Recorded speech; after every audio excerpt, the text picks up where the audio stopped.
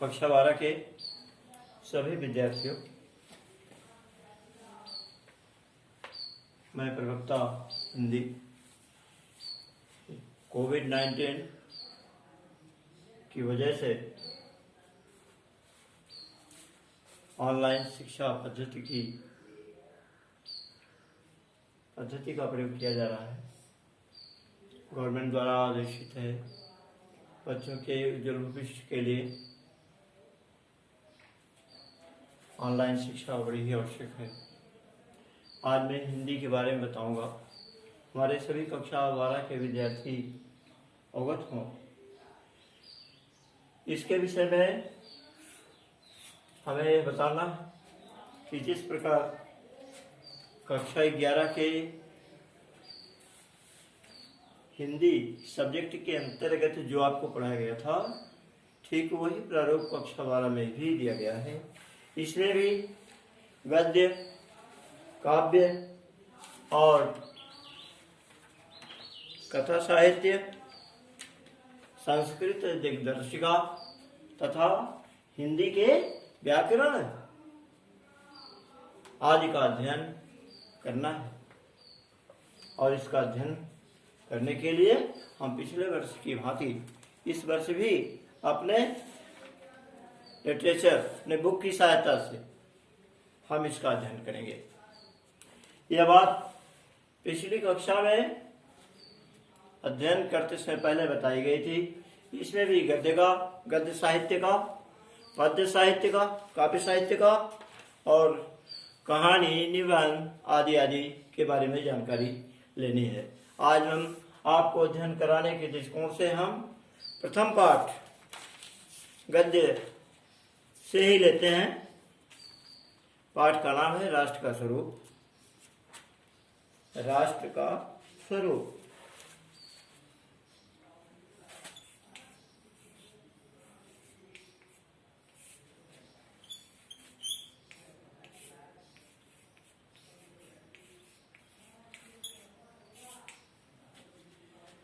राष्ट्र का स्वरूप। इसके लेखक हैं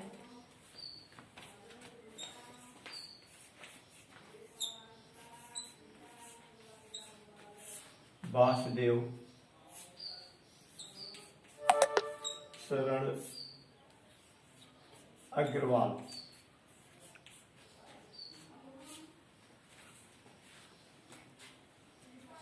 बच्चों, हम बताना चाहेंगे इस पाठ का अध्ययन करने के पहले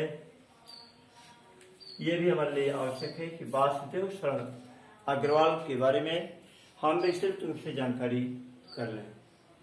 वासुदेव शरण अग्रवाल का जन्म 1904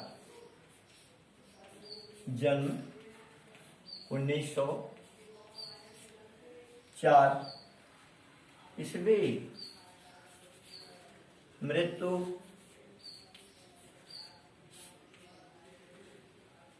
1967 ईस्वी।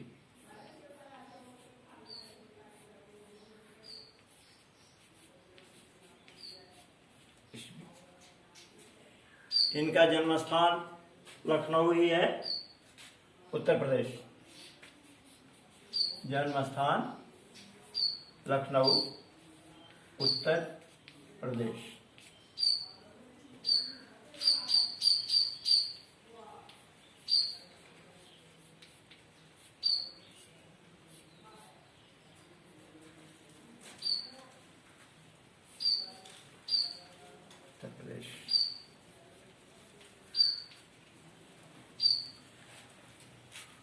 और डॉक्टरेट डिग्री से आप सम्मानित हैं।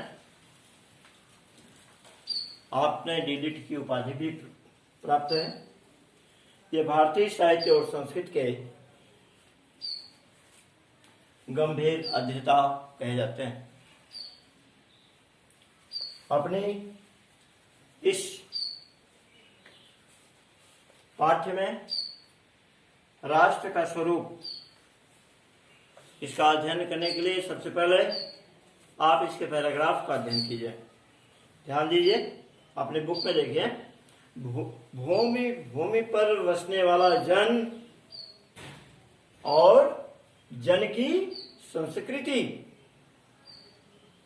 भूमि, पहला बिंदु बताया, भूमि और भूमि पर बसने वाला जन। जन माने लोग, मनुष्य, और जन की संस्कृति। संस्कृति का तात्पर्य होता है सभ्यता। क्या बताया? संस्कृति।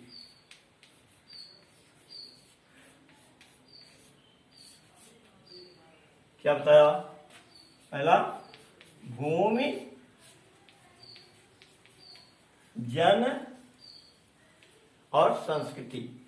संस्कृति का तात्पर्य सभ्यता से। इन तीनों के सम्मेलन से राष्ट्र का स्वरूप बनता है। इन तीनों के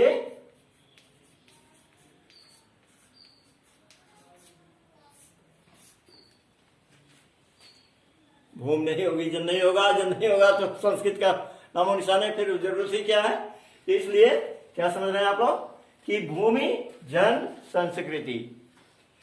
भूमि, जन और संस्कृति, इन्हीं तीनों के सम्मेलन से एक राष्ट्र का स्वरूप बनता है। भूमि का निर्माण देवों ने किया है। बुक में लिखिए, भूमि का निर्माण देवों ने किया है जो अनंत काल से है। उसके भौतिक स्वरूप, सौंदर्य और समृद्धि के प्रति सचेत होना हमारा आवश्यक कर्तव्य है। भूमि के पार्थिव स्वरूप के प्रति हम जितने अधिक जागृत होंगे, जागृत का तात्पर्य जागरूकता से है,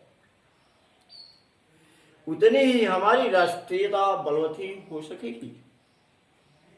भूमि के पार्थिव स्वरूप के प्रति, पार्थिव का तात्पर्य पवित्र। भूमि हमारी माता है। हम ऐसे भाव को अपने अंदर निवेश करेंगे, सजोएंगे, मानेंगे। इसलिए ऐसे पार्थिव स्वरूप के प्रति हम जितने भी अधिक जागरूक होंगे, उतनी ही हमारी राष्ट्रीयता बलवती होगी, बलवान होगी। यह पृथ्वी सच्चे अर्थों में समस्त राष्ट्रीय विचारधाराओं की जननी है। वैसे भी भूमि को हम माता कहते हैं।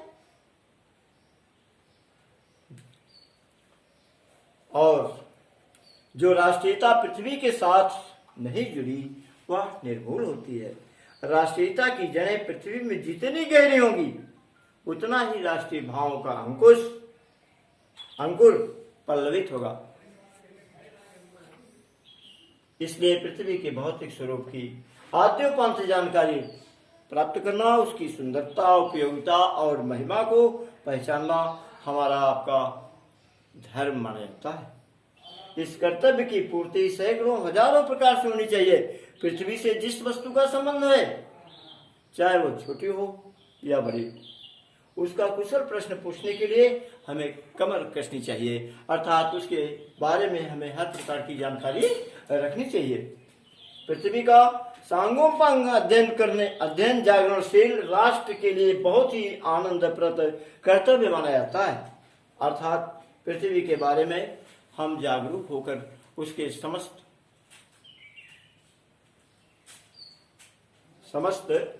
क्रियाकलापों का अध्ययन करें।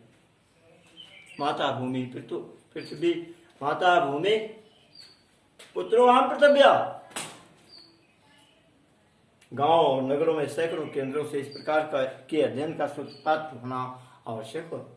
उदाहरण के लिए, पृथ्वी की उपजाऊ शक्ति को बढ़ाने वाले मेघ जो प्रतिवर्ष समय पर आकर हमें अपना अमृत रूपी जल से हमें सींचते हैं, हमारे अध्ययन की परिधि के अंतर्गत आने चाहिए। ऐसे उन मेघ जलों से परिवर्धित प्रत्येक तृणलताएं और वनस्पति का सूक्ष्म परिचय प्राप्त करना ही हमारा कर्तव्य है। हमारी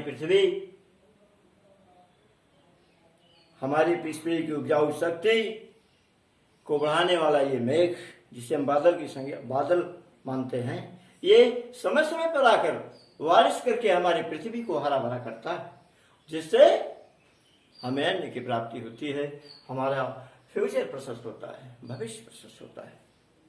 इस प्रकार जब चारों ओर से हमारे ज्ञान के कपट खुलेंगे, तब सैकड़ों वर्षों से शून्य और अंधकार से भरे हुए जीवन के क्षेत्रों में एक नया उजाला दिखाई देगा। धरती माता की कोख में जो अमूल्य निधियां भरी हैं, अमूल्य निधियों का तात्पर्य निधि का तात्पर्य खजाने से होता है। अमूल्य माने बहुमूल्य होता है, जो बहुत ही कीमत की होती है। आप जानते हैं, बार बार बताया भी जा चुका है आप लोगों को, कि इसीलिए पृथ्वी को रत्नगर्भा भी कहते हैं, जिसके कारण वो वसुंधरा कहलाती है। उससे कौन परिचित न होना चाहेगा। लाखों करोड़ों वर्षों से अनेक प्रकार की धातुओं को पृथ्वी के गर्भ में पोषण मिला है। दिन रात बहने वाली नदियों ने पहाड़ों को पीस पीस कर अनेकों प्रकार की मिट्टियों से पृथ्वी के इस शरीर को सजा दिया। हमारे भावी आर्थिक अभ्युदय के लिए, आर्थिक का अर्थ का तात्पर्य धन से है, हमारे भविष्य को प्रशस्त करने के लिए इन सब की जांच पड़ताल बहुत ही आवश्यक है। पृथ्वी की गोद में जन्म लेने वाले जड़, पत्थर कुशल शिल्पियों से संवारे जाने पर अत्यंत सौंदर्य के प्रतीक बन जाते हैं। नाना भांत के अनगढ़ नग विंध्य की नदियों के प्रवाह में सूर्य की धूप से चिलकते रहते हैं। उनको जब चतुर कारीगर पहलदार कटाव पर लाते हैं, तब उनके प्रत्येक घाट से एक नई शोभा और सुंदरता की फूट पड़ती। ये अनमोल हो जाते हैं। देश के नर नारियों के रूप मंडल और सौंदर्य प्रसाधन में इन छोटे पत्थरों का भी हमेशा से कितना भाग रहा है। अतएव हमें उनका ज्ञान भी होना आवश्यक है। पृथ्वी और आकाश के अंतराल में जो कुछ भी सामग्रियां भरी पड़ी हैं, पृथ्वी और आकाश, इसके बीच में जो कुछ भी सामग्री भरी पड़ी है, वो पृथ्वी के चारों ओर फैले हुए गंभीर सागर में जो जलचर एवं रत्नों की राशियां, उन सब के प्रति चेतना और स्वागत के नए भाव राष्ट्र में फैलने चाहिए। इसके प्रति सबको चैतन्य होना चाहिए और अपने भावों को राष्ट्र के प्रति सजो देना चाहिए। राष्ट्र के नवयुवकों के हृदय में उन सब के प्रति जिज्ञासा की एक नई किरण जब तक नहीं फूटती, तब तक हम सोए हुए के समान हैं। यहाँ इस पंक्ति का तात्पर्य है कि जब तक हम इसके विषय में जानकार न, हमें चाहिए हम लोगों को इसके बारे में अनुसंधान करें, उसके बारे में जानकारी प्राप्त करें और हम अपने गंतव्य को प्राप्त कर सकते हैं। विज्ञान और उद्यम दोनों को मिलाकर राष्ट्र के भौतिक स्वरूप का एक नया ठाठ खड़ा करना है। यह कार्य प्रसन्नता, उत्साह और अथक परिश्रम के बिना, अथक परिश्रम के द्वारा ही नित्य आगे बढ़ाना चाहिए। जब हम मेहनत करेंगे, उसके प्रति जागरूक रहेंगे, तो निश्चित है सफलता हमारा कदम चूमेगी। हमारा ध्येय हो कि राष्ट्र में जितने हाथ हैं, उनमें से कोई भी इस कार्य में भाग लिए बिना रीता न रहे। रीता का तात्पर्य खाली, वो खाली नहीं होना चाहिए। तभी मातृभूमि की पुष्कल समृद्धि और समग्र रूप मंडन प्राप्त किया जा सकता। तब हमारी ये पृथ्वी शोभायमान होगी, हमारा भविष्य प्रशस्त होगा। यह हमारे भूमि के प्रति है, हमारी मातृभूमि के प्रति है, जिसको हम कहते हैं माता भूमि। वो हमारी माता है। मातृभूमि पर निवास करने वाले जन के बारे में आप सोचते हैं।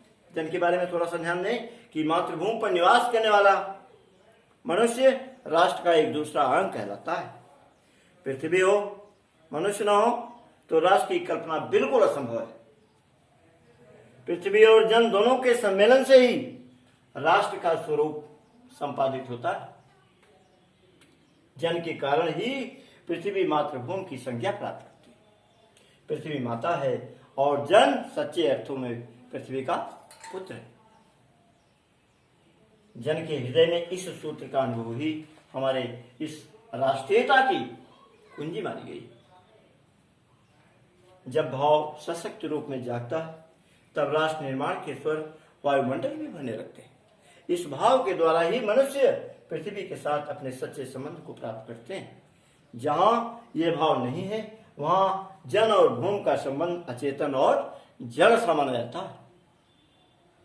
जिस समय भी जन का हृदय भूमि के साथ माता और पुत्र के संबंध को पहचानता है, उसी क्षण आनंद और श्रद्धा से भरा हुआ उसका प्रणाम भाव मातृभूमि के लिए इस प्रकार प्रकट होता है। नमो मात्रे पृथ्वी, नमो मात्रे पृथ्वी, अर्थात माता पृथ्वी को प्रणाम है, माता पृथ्वी को प्रणाम है। यह प्रणाम भाव ही भूमि और जन का दृढ़ बंधन है। यही भाव, यही प्रणाम भाव क्या है? इसे भूमि और जन का एक मजबूत बंधन है। और इस मर्यादा को मानकर राष्ट्र के प्रति मनुष्यों के कर्तव्य और अधिकारों का उदय होता है। जो जन पृथ्वी के साथ माता और पुत्र के संबंध को स्वीकार करता है, उसे ही पृथ्वी के वरदानों में भाग पाने का अधिकार है। माता के प्रति अनुराग, सेवा भाव पुत्र का स्वाभाविक कर्तव्य है। वह एक निष्कारण धर्म है। स्वार्थ के लिए पुत्र का माता के प्रति प्रेम और पुत्र के अधःपतन को सूचित करता है। जो जन मातृभूमि के साथ अपना संबंध जोड़ना चाहता है, उसे अपने कर्तव्यों के प्रति पहले से ही ध्यान देना चाहिए।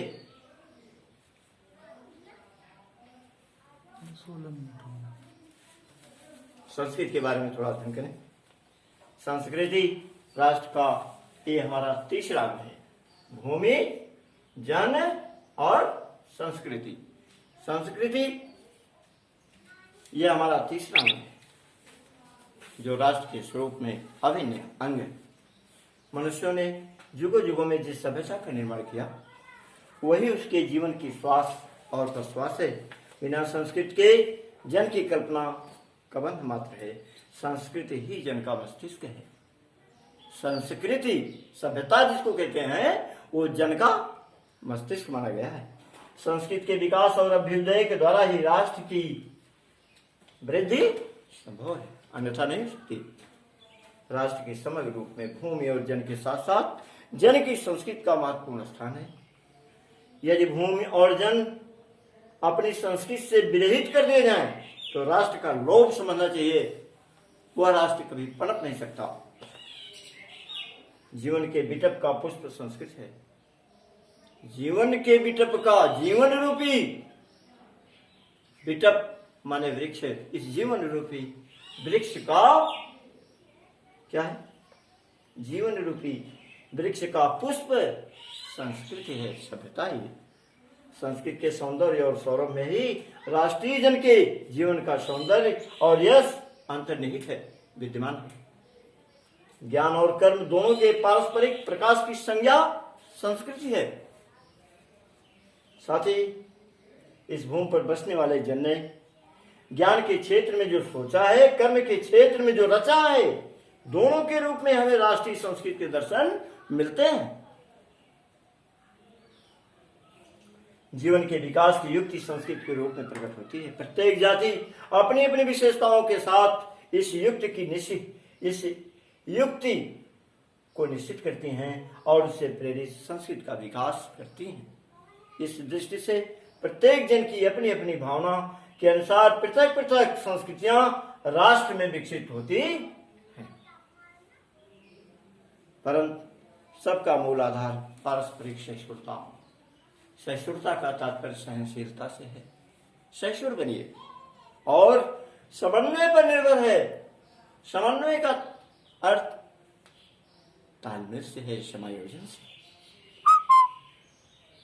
जंगल में जिस प्रकार अनेक लता वृक्ष वनस्पति अदम भाव से उठते हुए पारस्परिक सम्मेलन से अविरोधी स्थिति प्राप्त करते हैं, उसी प्रकार राष्ट्रीय जन अपनी संस्कृतियों के द्वारा एक दूसरे के साथ मिलकर राष्ट्र में रहते हैं। जिस प्रकार जल के अनेक प्रवाह नदियों के रूप में मिलकर के एक समुद्र में एक रूपता प्राप्त कर लेते हैं, उसी प्रकार राष्ट्रीय जीवन की अनेक विधियां राष्ट्रीय संस्कृति में समन्वय प्राप्त करती हैं और समन्वय युक्त जीवन ही राष्ट्र का एक सुखदायी रूप बनता।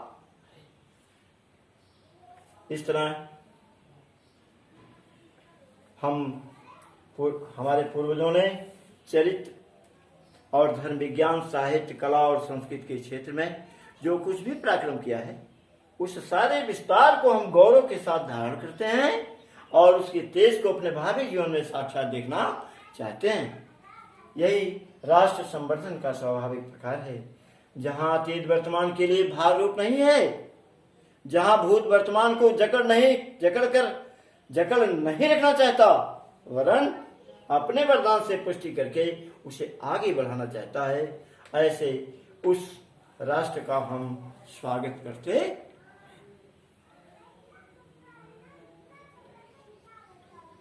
धन्यवाद बच्चों। मुझे उम्मीद है राष्ट्र के स्वरूप के बारे में आप लोगों ने अध्ययन किया और समझ भी गए होंगे। और मैं आपको क्वेश्चन देता हूं, थोड़ा सा 2-3 क्वेश्चन है जिसको आप होमवर्क में रिपीट कर लें, अभ्यास कर लेंगे। सबसे पहला क्वेश्चन, राष्ट्र का स्वरूप किस प्रकार निर्मित होता है और राष्ट्र को निर्मित करने वाले तत्वों का वर्णन कीजिए। फिर से दोहरा रहा हूं, क्वेश्चन नोट कीजिए। राष्ट्र का स्वरूप किस प्रकार निर्मित होता है, राष्ट्र को निर्मित करने वाले तत्वों का वर्णन कीजिए। क्वेश्चन नंबर 2, वासुदेव शरण अग्रवाल के जीवन परिचय एवं कृतियों का उल्लेख कीजिए। तीसरा, सूक्तियों की संदर्भ सहित व्याख्या कीजिए। भूमि हमारी माता है, मैं उसका पुत्र हूं। फिर से सुनिए, भूमि हमारी माता है, मैं उसका पुत्र हूं। अगला, संस्कृति ही जन का मस्तिष्क है। अभी अध्ययन करते समय मैंने बताया था आपको, संस्कृति ही जन का मस्तिष्क है। अगला क्वेश्चन, जन का प्रवाह अनंत होता है, जन का प्रवाह अनंत होता है। और एक और लिख लीजिए, ज्ञान और कर्म दोनों के पारस्परिक प्रकाश की संज्ञा संस्कृति है। धन्यवाद बच्चों। इसके बाद अगला पाठ नेक्स्ट डे, अगले दिन।